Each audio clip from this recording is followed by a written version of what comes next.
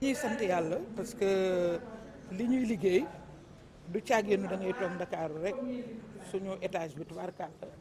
mënoon nañ fa toog mais loolu amul njëriñ torop parce que xale yi nga xam ne ak jigéen ñi nga xam ne moom lañ ñu sant pour ñu jàppale leen ñu dugg ci koom-koom bi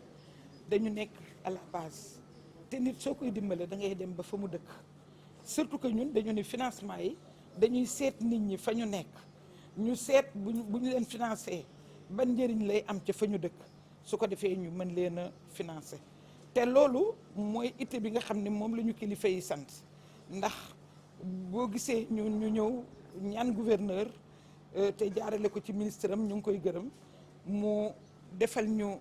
CRD bu tax ñu mën a gis kilifa yi ci région bi wax ak ñoom bu ñu paree léegi dem dajeek jigéen ñi nga xam ne ñoom ñooy faîtières yi ñu constitué wu en fédération ñu ñëw itam ànd si waale ak benn car boo xam ne gannaaw liggéey bi APIX def moom mooy formaliser continuer di wutal GIE yi ak ñi nga xam ne dañu bëgg a liggéeyal seen bopp li ñuy wax carte d'identité maanaam ñu xam fi ñu dëkk retracé leen xam li ñuy def xam tam ban impact la ñu am bu ñu paree bañ jox leen financement bi dañ leen di former ndax am nañu ay collaborateurs yoo xam ne ni ko gouverneur waxee léegi ñun ñiy liggéey yépp ci état bi dañu war a joxante loxo kenn ku ci nekk xam li ngay liggéey su ko defee doublon du am kenn ku nekk xam fi nga mën a yem loolu itam lu am solo la waaye li gën a am solo tey ci suñu ñëw moo di antenne départementale Saint-Louis mu ngi nord Lodo donc dinañ ko inaugurer incha allah ñu xam tam ne antenne boobu dafa am équipement boo xam ne mooy tracer le parcours de l'entrepreneur nga xam ne tey ku ñëw di def sourcing maanaam soxla étudiant boo xam ne wala ko jàng métier boo xam ne da nga koy jël di ko utiliser am na loo xam ne boo ko xoolee rek di nga xam kooku fu mu toll ñaata at la jàng métier fan la njàngam toll ba mu renseigner la dina am tam salle boo xam ne mooy jàngale informatique parce que partenaire bi ñu jàppale justement pour ñu mën a taxawal yooyu yëpp partenaire boobu joxe na 12000 ordinateurs pour ñu jox ko ay jeunes gratuitement donc bureau li foofa bërëb ba ni muy toll yëpp ñun li ñu ci gën a ñor mooy bureau d'information et d'écoute parce que dañoo jàpp ne xale bi muy jeune bi su ñëwee ñu wax ko ni ko boo jaaree fii di nga am financement boo jaaree fii di nga am formation boo jaaree fii dinañ la gunge enfin boo jaaree fii mën nga dem ba am liggéey yaakaar naa ne mu xam état woon bi nga xam ne moom moo fi nekk mu ngi taxaw temm ñu boole ko seen yaay ju tudd Aïda Mbodj yaakaar naa ne xale boobu dootul soxlaa dem fenn te bëggatuma ñu dem wax naa li ma war a wax yaay yi nañu bàyyi seen bijoux yi ñuy jaay di ko jox xale yi ñuy dem nañu bàyyi di xas xale yi gor gu nekk gor la koo xas mu gis boppam mais ñoom loolu yëpp bu mu leen ci fekk nañu toog te xam ne ñun nelawatuñu toogatuñu son excellence Bassirou Diomaye Diakhar Faye gouverneur wax na ko léegi ak le premier ministre Ousmane Sonko ñoom la ñuy xalaat ñoom la ñuy jàppale ñoom la ñu bëgg ñu wutal leen ay buntu yoo xam ne dinañ ci tedd ndax xam nañ ne tedd rek la ñu bëgg xaru dara jaru ko kon nag loolu laa leen di wax recouvrement yi ñun defe naa antenne bi dinañu ko yombalal ndax fii am na 7 milliards yoo xam ne investir nañ ko fi waaye itam tey jii dañu ubbi ci plateforme bi suñu internet appel à projet bi ñun jox nañ ci parce que dañu bëgg lépp wàcc te loolu kii ubbi antenne bi dina ko gérer jox nañ ci Ndar 321 millions ñetti téeméeri millions ak ñaar fukk ak benn ak luy tegal dinañ jox tam Ndar ñeenti téeméeri projet ak ñaar fukk ak juróom-ñeent loolu am na ñu doon wax léegi naan kan lañu financé mais mun na am ñeenti téeméeri su paree dinañ ko affiché ci antenne nu DER bi su ko defee ñëpp xam ko li ma bëgg daal mooy population yi nañu approprié wu antenne bi information yi dina ci jaar ña fa nekk itam dinañ koy joxe dañ ko war a joxe dinañ am ay mission de suivi yi ñuy def mais ñu ngi dégg antenne bi tam gouverneur ak préfet bu ko defee ñoom itam ñu mën a jàppale nit ñi.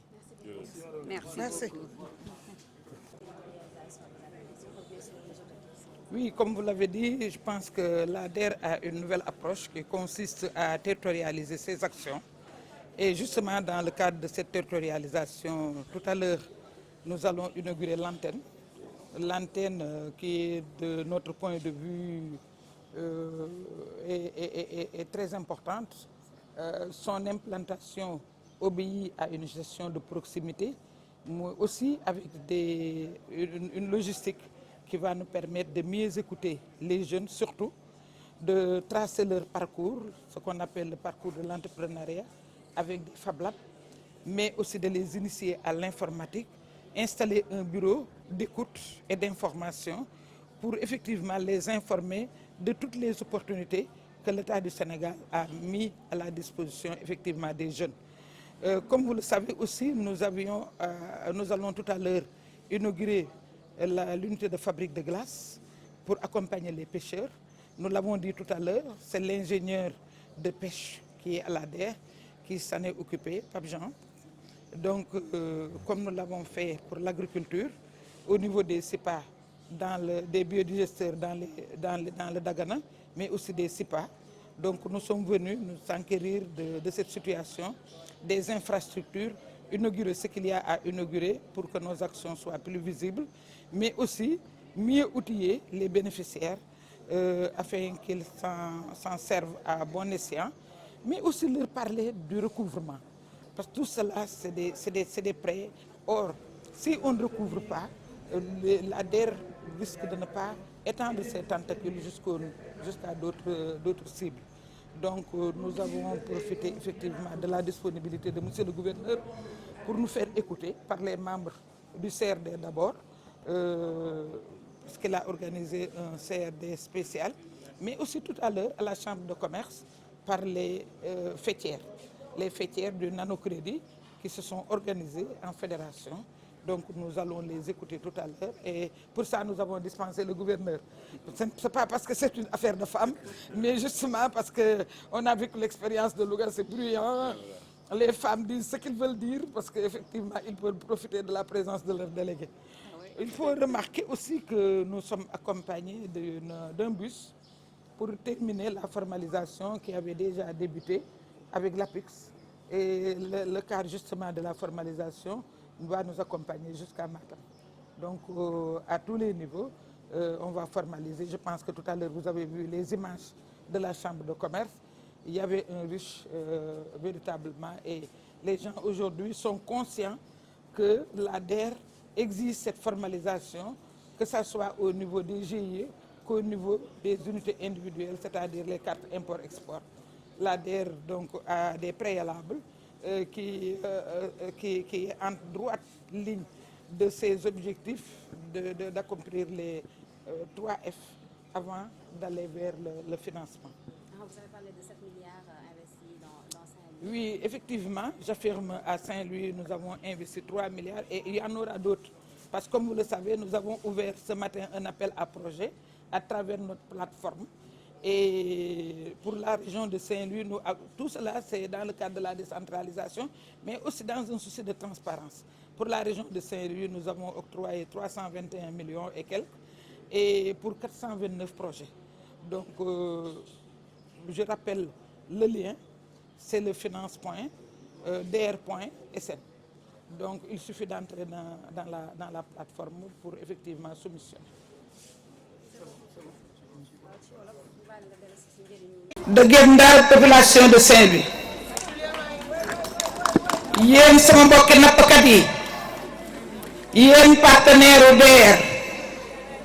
maa ngi leen di nuyu. Di ràññee ci nuyoo bi la présidente Fatou Bintou ak madame la secrétaire générale Yaram Fall. waaye nag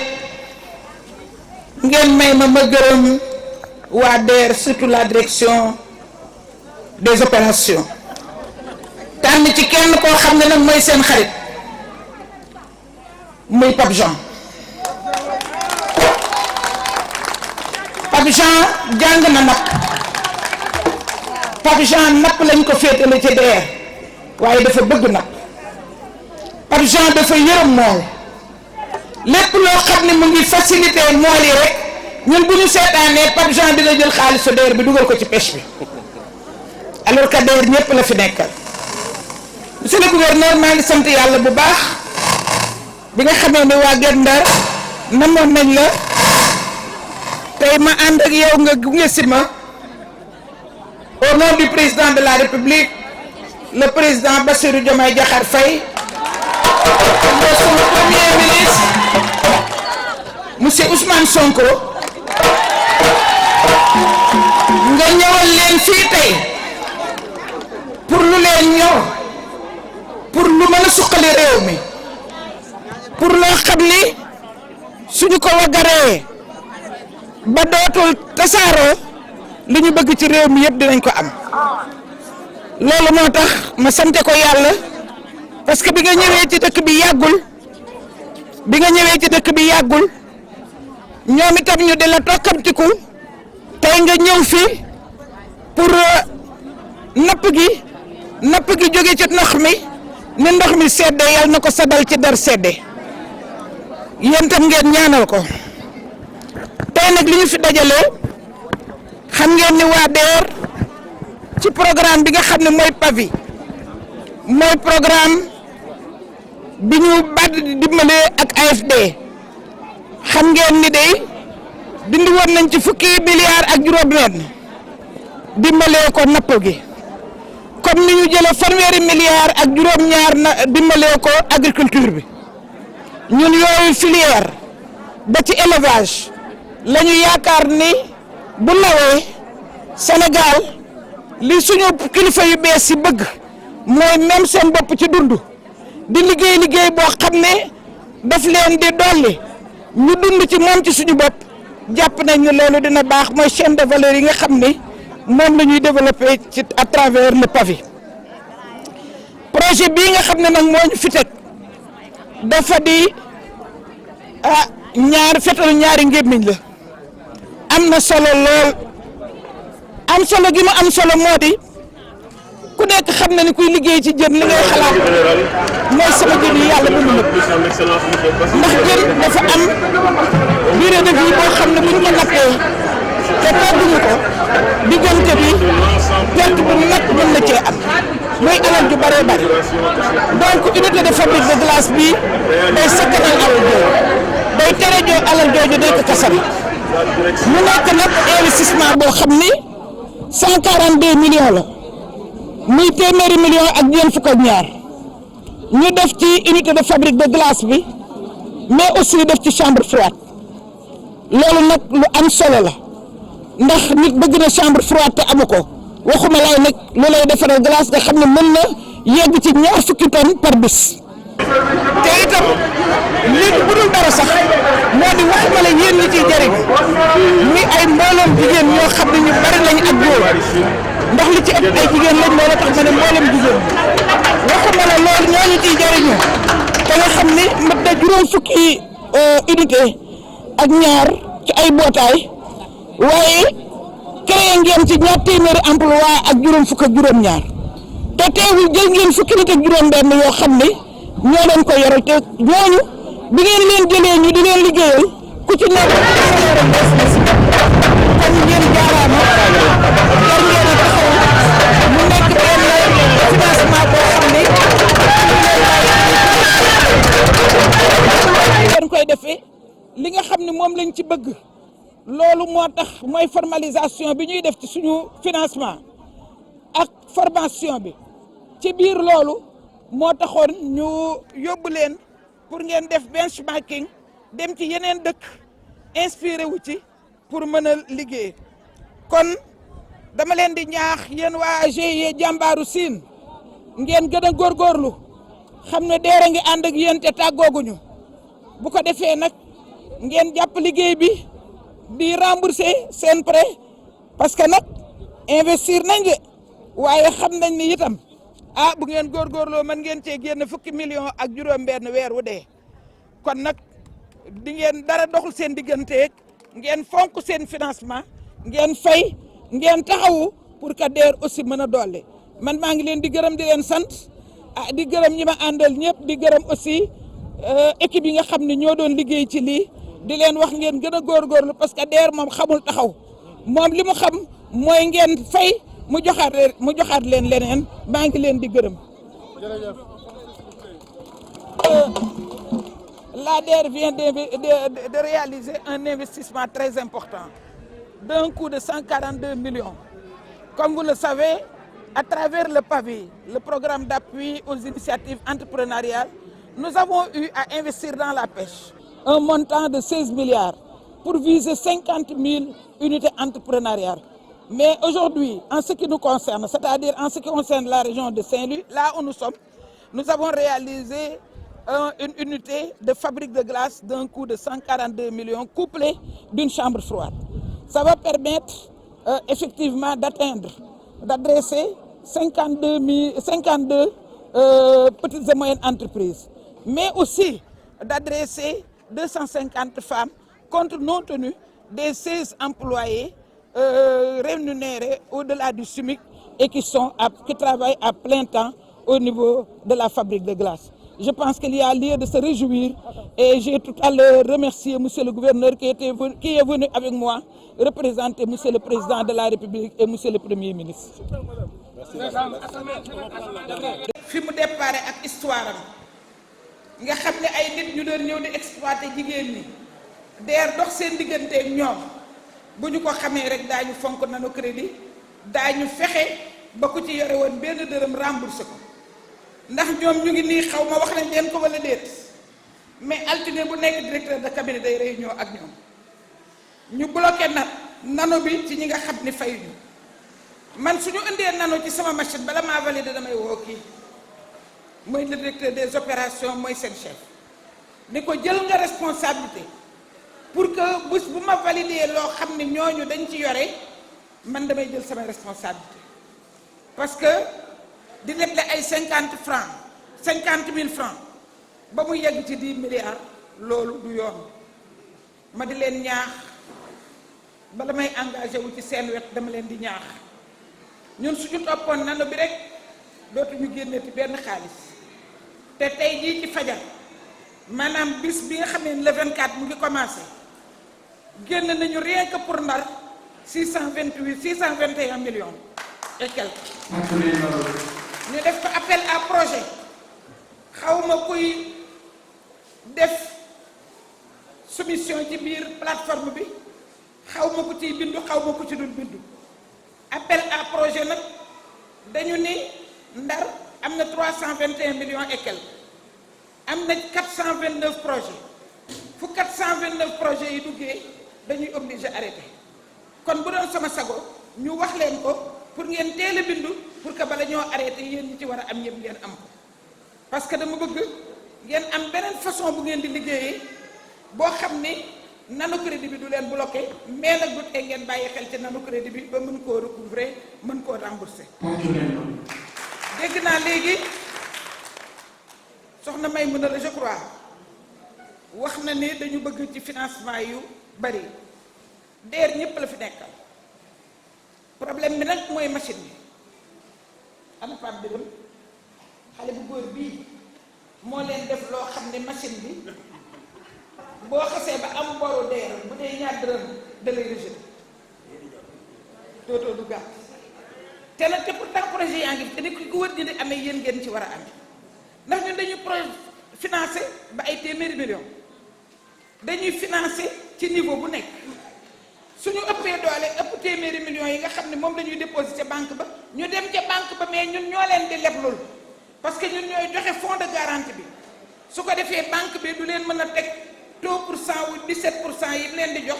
du leen ko ñemee teg ci 8 pour cent rek la yem te taux wu DER bokkul ak taux wu banque yi waaye quel que soit alpha boo ci yoree benn dërëm xaw ma nu mu ko lijjantee mais daal machine am boobu dina fexe ba coppati ba ñëw sa kër daal di rejeté. loolu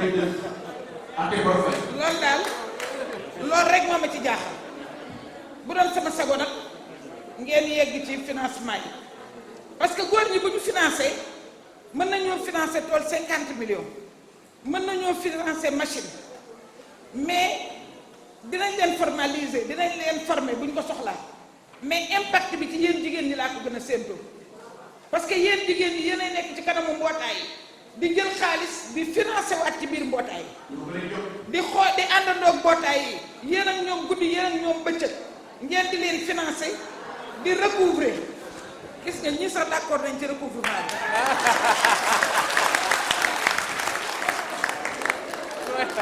kon sincèrement su doon sama sago ñaari junni yi nga dese ci nanu crédit wala fukki junni ya nga ca dese wala ñaar fukki junni yi du la bloqué ndax man bu doon sama sawu jigéen ñëpp dañuy liggéey. am na tey ci suba lu ma wax gouvernance ci kanam gouverneur dama ne dañ maa santoon ne ma fexeel ba jigéen ñi bokk ci koomu réew mi économie bi fexeel ba góor ñi bokk ci xale yi góor yi bokk ci économie bi mais man dama ne fii rek décembre mooy sama deadline waxuma la bokk mais ñoom dañuy defar économie bi nga xam ne kuy waxati waxu économie di nga ci boole jigéen ñi wala doo ko wax kuy waxati waxu économie di nga ci boole jeunes yi wala doo ko wax loolu nag li ma koy mën a may leen ko mooy lu ñu leen jox ci DER bi ngeen fay machine yi ngeen di wax unité yi ñun dañ leen di tànn leen surtout yéen faîtières yi dañ leen ci beral loxo parce que unité yi nga xam ne unité de production yi nga xam ne moom la ñuy def yéen faîtières yi lañ ko jagleel pour financer leen ko ngeen jël di fay amul garantie waaye nag faîtières yi fay benn nit bu ci fayul rek day bloqué faîtière bi fédération bi benn nit bu fayul rek day bloqué fédération bi ba avantage fédération yi war a am duñ ko am dara lu ngeen ko yoree ci DER bi muy ci nano crédit bu mu ci feneen ñu ngi nii am programme boo xam ne ci octobre bii lay commencé muy programme post production xaalis bi dañu ko joxoon bi nawet di bëgg a jot mais xam nga dafa yéex ak bi ma jëlee service ñu ni kon nañ ko bàyyi def ko post production maanaam su nawet jeexee ba ñu nekk ci lolli bi ba nekk ci ay góob ak yooyu ñu mën koo jënd ay machine walu machine soq muy décortiqueuse mais machine batteuse ñu mën ko teg ci suñu ay tracteur au moins suñu leen seetee fédération yi au moins fédération bu nekk bu ñu ko joxee ci dëkk yu bokkul di ngeen mën a jël seen batteuse muy machine mbojj di ko dugal ci àll bi ñuy liggéey ngeen am seen ay employés di ko fay mais loolu yëpp nag benn dërëm DER daal ñu ko bëggee ñoom benn dërëm boo ko defee rek ñu bloqué la ba yu baax yooyu yëpp doo ci mën a bokk vraiment yéene nañ leen ko gis nañ teeru bi accueil bi rafet na dégg nañ li ngeen wax Cheikh dégg nañ li ngeen wax kontaan nañ ci wante xar day weesu mbote war ngeen a génn ci nanu crédit bi war ngeen a am ci baax yi DER di joxe plateforme bi ubbi na xëy na di ngeen ci am mais weesu 2 millions financement yu mag yi su ngeen ci bëggee di ngeen defar projet ñëw soumettre ko mais à condition que fédération bi nga bokk yoreelul DER dara moo tax bëgg naa ngeen taxawu ko ndax mën a jot ci projet yu mag yi mën a réaliser ay réalisation de grande envergure kontaan naa ci yéen waa Ndar maa ngi leen di gërëm di leen sant